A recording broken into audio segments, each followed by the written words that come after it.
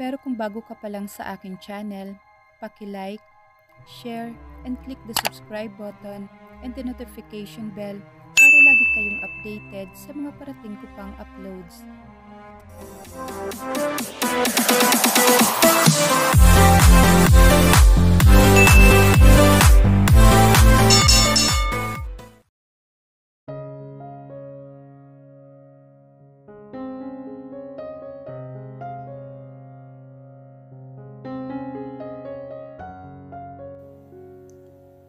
Mahigit 1 linggo na magmula nang umalis si Diana. Mahigit 1 linggo na rin siyang malungkot at umuwi sa bahay niya. Bumalik na ito sa trabaho subalit bihira sila magkita dahil laging nasa labas ang babae. Binibisita ang mga outlet store nila.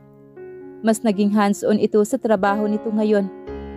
Pero duda siya na sinasadya lamang ng babae na maglagi sa labas ng opisina para makaiwas sa kanya. Ang sabi nito ay susubukan na nitong kalimutan ang nararamdaman para sa kanya. At mukhang iyon nga ang ginagawa ng asawa. And frankly, kinakabahan na siya dahil baka tuluyan na nga siyang makalimutan ito. Sa totoo lang ay miss na niya ito. Wala siyang ganang umuwi sa bahay niya dahil alam niyang wala siyang aabutan roon. Namimiss na niya na sinasalubong siya nito kapag darating siya sa bahay. Namimiss na niya ang pag-aalaga nito. Ang mga bagay na hindi niya binibigyang halaga noon ay hinahanap-hanap niya ngayon. At higit sa lahat, namimiss na niyang mayakap ito. Namimiss na niyang mahalikan ito. Namimiss na niyang makatabi ito. He wanted to make love to her again. Ngayon na mag-isa siya, parang ang luwag-luwag ng hinihigaan niya at ang lungkot ng bahay na inuuwian niya. Gusto na niya itong puntahan at kausapin. Sabihin ang kanyang nararamdaman. Ang sabi niya ay maghihintay siya hanggang sa maging maayos na ang asawa. Pero mahigit 1 linggo pa lang siya nitong hindi nakakasama, ay para na siyang masisiraan ng bait sa pangungulila rito. Tumingin siya sa relo pasado 9:00 na ng gabi. He wonder kung nakauwi na ba ito. Hindi na siya nakatiis pa. Dinampot niya ang cellphone at tinawagan niya ito. Subalit hindi niya iyon makontak. Nakapatay ang cellphone nito. Ipinangako niya sa sarili na bukas rin ay makikipag-usap na siya rito. Sasabihin na niya ang matagal na niyang dapat sinabi rito. Kung hindi maniniwala ang babae sa kanya, gagawin niya ang lahat para patunayan na hindi lang dala ng awa ang nararamdaman niya. Nakahanda na siya para matulog. Kahit hirap siyang makatulog ay pinilit niya. Hanggang sa unti-unti siyang nakaramdam ng antok at tuluyang makatulog. Nasa loob na ba ng opisina si Diana? Tanong naman niya. Wala pa po sir. Magalang na sagot naman ito. Anong oras daw darating? Hindi po sinabi kung anong oras. Pero ang sabi po niya ay baka sa hapon na dahil mag-field daw po sila ni Sir Mark. Paliwanag naman ito. Kasama niya si Mark? Kunot noong tanong naman niya. Opo sir, nagma-marketing and sales research po kasi sila. Kaya lately po ay sila po lagi ang magkasama ni Sir Mark. Anong klaseng research ba ang ginagawa nila para abutin sila na maghapon? Hindi na niya napigilang itanong. Tila nabigla naman ang kausap sa naging reaksyon niya, kaya hindi agad ito nakasagot sa kanya. Kapag dumating, sabihin mo sa kanya na kailangan ko siyang makausap, o kaya naman ay sabihin mo sa akin, at ako na ang pupunta rito. Okay po sir. Iniwan na niya ito at dumiretso na siya sa opisina niya. Inabala niya ang sarili sa pagtatrabaho, para hindi niya mamalayan ang oras. Iyon nga ang nangyari. Subsub siya sa trabaho na mag-ring naman ang cellphone niya. Wala sa loob na sinagot niya iyon, nang hindi man lang tinitingnan kung sino ang tumatawag. Hello, sagot naman niya sa caller. Randall, si Madel ito. Pwede ba tayo mag-usap? Pwede ba tayo magkita? Para siyang binuhusan ng yelo nang marinig ang boses ng dating kasintahan. Hinding-hindi niya makakalimutan ang boses na iyon. Anong kailangan mo? Tanong niya na makabawi sa pagkabigla niya. Alam kong galit ka sa akin. Hayaan mo akong makapagpaliwanag, please. Magkita tayo. Nandito ako malapit sa opisina mo. Pwede kitang puntahan dyan. Or kung masyado kang busy, pwede na lang kitang puntahan sa bahay mo. Mamaya kapag wala ka ng trabaho. Wala na tayong dapat pang pag-usapan pa. Malamig na sagot naman niya rito. Randall, please. Hindi ako titigil hanggat hindi kita nakakausap. I came back from Australia and took a break from the school para makausap ka. I'll come to your office. I'll go to your house. I'll do everything para makita ka. Nagpakawala siya ng isang buntong hininga bago nagsalita siya. Nasaan ka? Mas mabuti pa siguro na harapin na niya ito. Naku-curious siya sa sasabihin nito at gusto niya ring marinig ang paliwanag nito. Sinabi nito kung saan ito naroroon. Okay, hintayin mo ako dyan. Pinutol na niya ang tawag at lumabas na ng opisina. Hold all my calls and cancel all my appointment this afternoon. Bili naman niya sa sekretarya. Bago tuluyang umalis, kinuha niya ang sasakyan sa parking lot at nag-drive papunta sa kinaroroonan ng kanyang ex-fiancé. Malapit lang iyon sa opisina niya, kaya ilang sandali lang ay naroroon na siya. Isa lang iyong restaurant pagbaba pa lang niya ng sasakyan, ay nakita na niya kaagad ang dating kasintahan na nakaupo ito sa loob at halatang may hinihintay. Pinakiramdaman niya ang kanyang sarili. Subalit wala siyang makapang kahit na ano ng damdamin niya. Kahit katiting na galit ay wala siyang maramdaman. Noon ay ini-imagine niya muli ng pagkikita nila. Ang akala niya ay makakaramdam siya ng pagkasabik kapag nagkita sila ulit. Pero hindi niya iyon makapa sa damdamin niya. Naglakad siya papunta sa kinakainan nito. Kinawayan siya ng babae na makita siya nito. Nilapitan naman niya ito. Kumusta ka na? Tanong nito na makaupo na siya. Wala akong oras, Madel. Sabihin mo na kung ano ang sasabihin mo. Malamig na sabi niya rito. Umorder muna tayo. Binaliwala nito ang malamig na pakikitungo niya rito. Wala na siyang magawa ng kawayan nito ang waiter na malapit sa kanila. Anong gusto mo? Tanong nito sa kanya. Subalit hindi siya sumagot. Tiningnan lang niya ito. Ako na lang ang o-order para sa ating dalawa. Sabi nito nang hindi siya magsalita. Sinabi nito ang order sa waiter. Nang makuha naman ng waiter ang mga in-order nito, ay iniwan na uli silang dalawa. Sabihin mo na kung ano ang gusto mong sabihin. May importante pa akong gagawin. Diretso ang tingin niya rito. May kasalanan ako sa'yo, alam ko.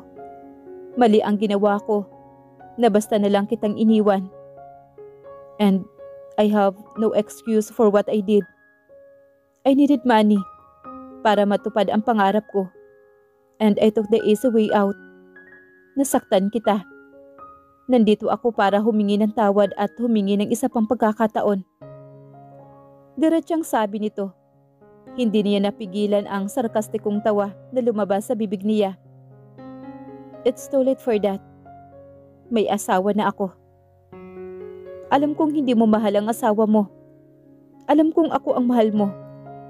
Bumalik ako dahil na-realize ko na mahal kita at hindi kita kayang mawala sa buhay ko.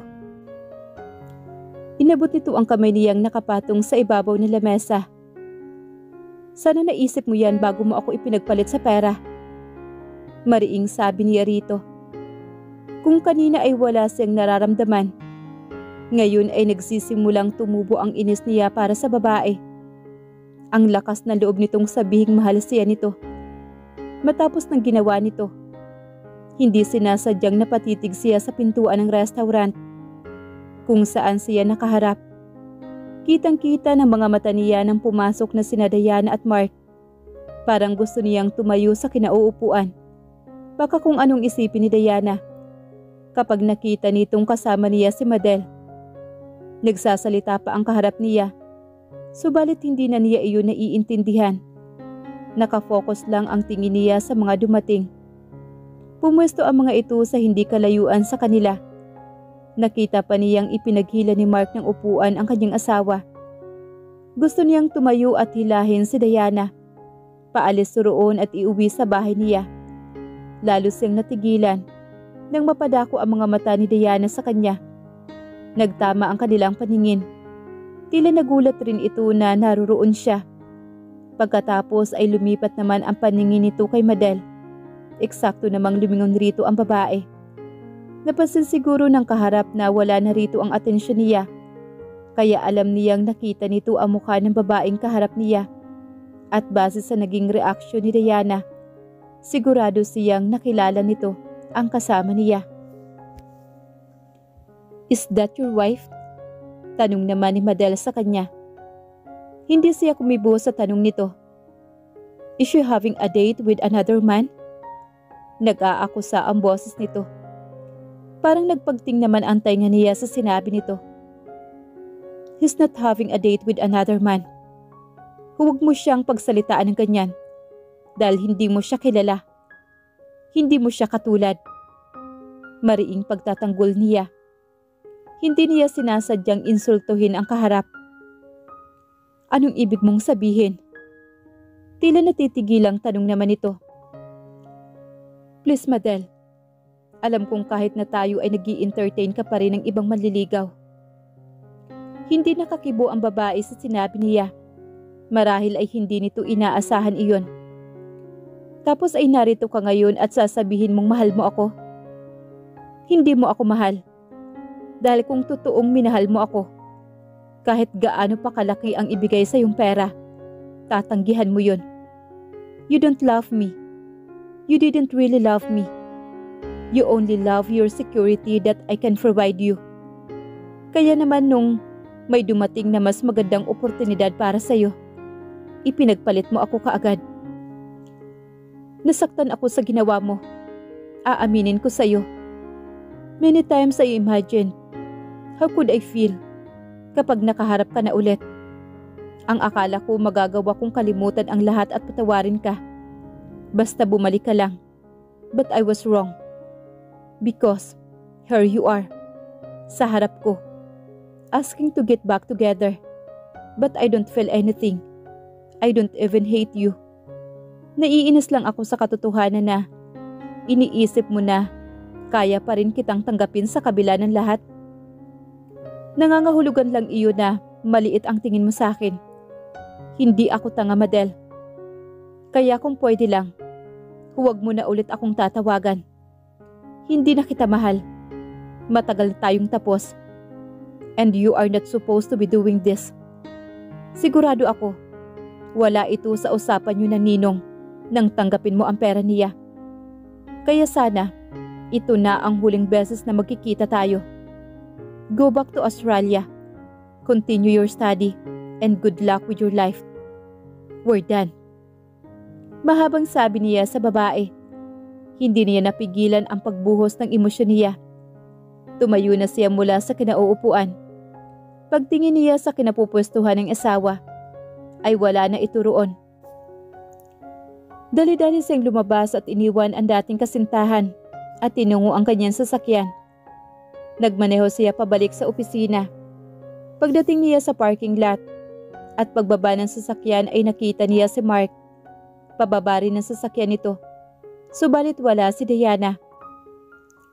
Nilapitan niya ang lalaki. "Nasaan ang asawa ko?" Tanong niya rito na may halong pag-aangkin. Tila nagtatakang nilingon naman siya nito.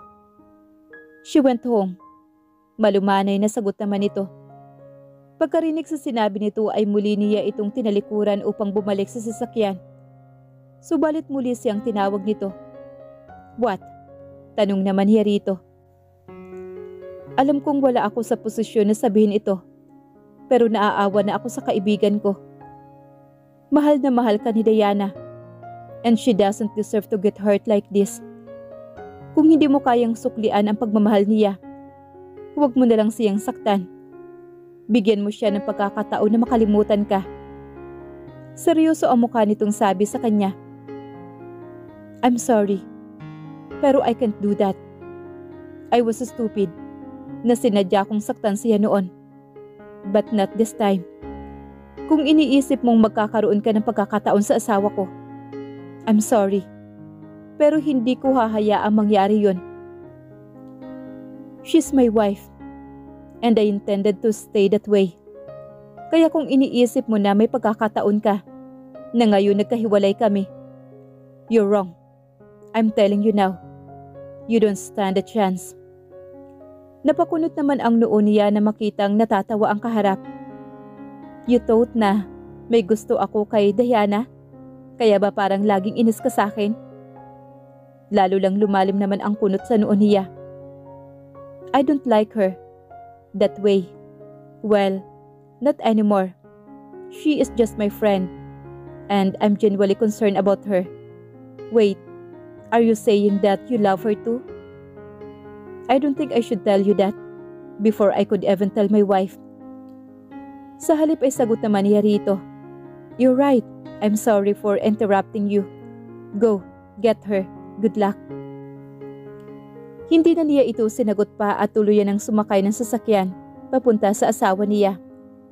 Habang nagmamaneho siya, he felt a little stupid. Pinagsisilosa niya si Mark.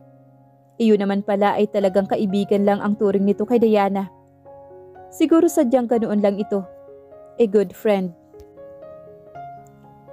Hindi mapigil ni Diana ang sakit na nararamdaman niya kanina nang makita ang asawa na kasama ang dating kasintahan nito. Masakit isipin na tuluyan nang mawawala ang asawa sa kanya. Lalo pa at bumalik na ang babaeng minamahal nito. Hindi niya kinaya ang nakikita kanina. Kaya naman nagiya na siyang umalis doon. Wala na siyang gana na magtrabaho. Kaya naman umuwi na lamang siya. Mabuti na lang at may dala siyang sariling sasakyan. Kaya nakauwi kaagad siya. At hindi na siya kinailangan pang ihatid ni Mark. Sa sasakyan pa lang ay wala ng tigil ang pagluha niya. Mabuti na lamang at walang nangyaring masama sa kanya. At nakauwi siya ng maayos. Marahil ay talagang mahal na mahal pa rin ito ang dating kasintahan. Kaya naman kahit hindi pa annulled ang kasal nila, ay mukhang nakikipag-ayos na ulit ito sa babae. Sinabi siguro nito sa babae na magiging malaya na ulit ito. Kaya naman dali-daling bumalik ang babae rito sa Pilipinas.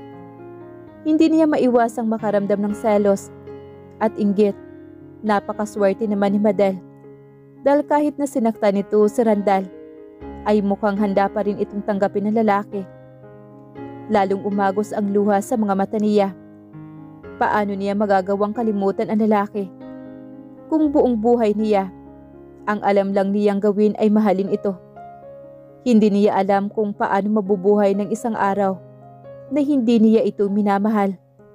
Parang ikamamatay na niya ang katotohanan na iba ang laman ng puso ni Randall. Nakarinig siya ng katok sa pintuan ng silid niya. Agad na pinahid niya ang luha sa mga mata. Sino yan? Tanong naman niya. Subalit walang sagot. Naife, gusto ko munang magpahinga. Dugtong pa niya sa pag-aakalang si Nanay Fe ang kumakatok. Napalingon siya na marinig ang pagbukas ng pintuan. Nagulat pa siya dahil si Randall ang inilawan niyon. Mula sa pagkakahiga ay bumangon siya. Anong ginagawa mo rito? Nagtatakang tanong naman niya rito. Isinara muna ni Randall ang pintuan bago siya nito nilapitan. Nandito ako para kausapin ka. Wala na tayong dapat pag-usapan. Sagot naman niya rito. Napakunot naman ang noo niya nang marinig ang mahinang tawa na nagmula sa kaharap. Anong nakakatawa? Kunot noong tanong naman niya rito. Nakakatawa kasi. Iyan din ang sinabi ko kanina kay Madel. Anong ibig mong sabihin? Nagtatakang tanong naman niya rito. Alam kong iniisip mo na kaya kami nagkita ay dahil nakikipag-ayos ako sa kanya. Nagkakamali ka. Kaya lang ako nakipagkita sa kanya ay dahil naku-curious lang ako sa gusto niyang sabihin at para tuluyan na ring tapusin ang ugnayan ko sa kanya. Hindi siya kumibo sa sinabi nito. Gusto na namang umasa ng puso niya dahil sa mga sinasabi ngayon ng lalaki sa kanya. Hindi mo naman kailangan magpaliwanag sa akin. Tapos na rin tayo. At wala kang dapat na ipaliwanag. Kailangan kong ipaliwanag sa'yo dahil ayokong isipin mo na may ibang babae pa sa buhay ko. I owe you an explanation dahil asawa kita at ayokong masaktan ka. Tapos na kami ni Madel. I don't want any other woman except you. Anong ibig mong sabihin? Humihikbing sabi niya rito. Mahal kita, Diana. Nang mawala ang ninong, kasabay ring nawala ang galit na nararamdaman ko. Akala ko noong una, naaawa lang ako sa'yo. But after we made love, noong ko na kumpirma na higit pa roon ang nararamdaman ko para sa'yo. Hindi ko alam eksakto kung kailan nagsimula ito. Pero mahalaga pa ba yun?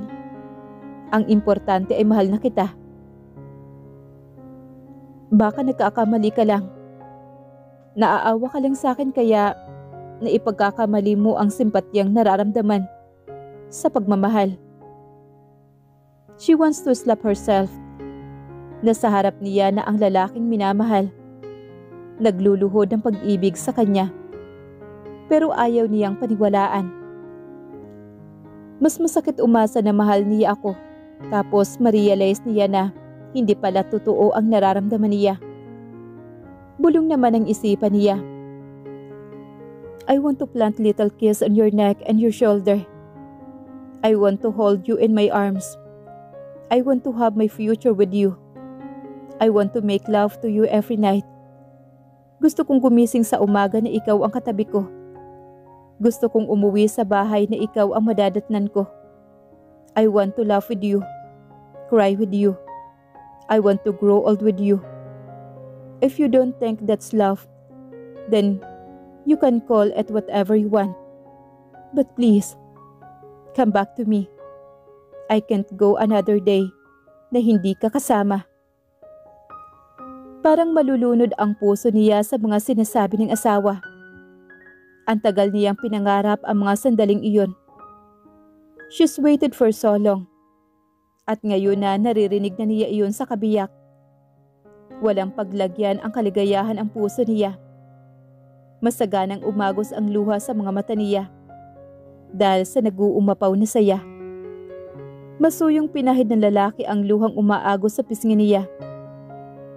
I promise not to hurt you ever again. I love you. So, can you please come back home with me?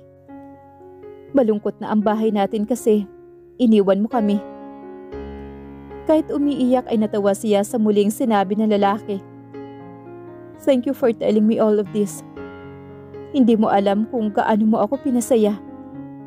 No. Thank you for making me love you. Love may not be the reason why I married you. But this is the reason why I want to spend my life with you. I love you.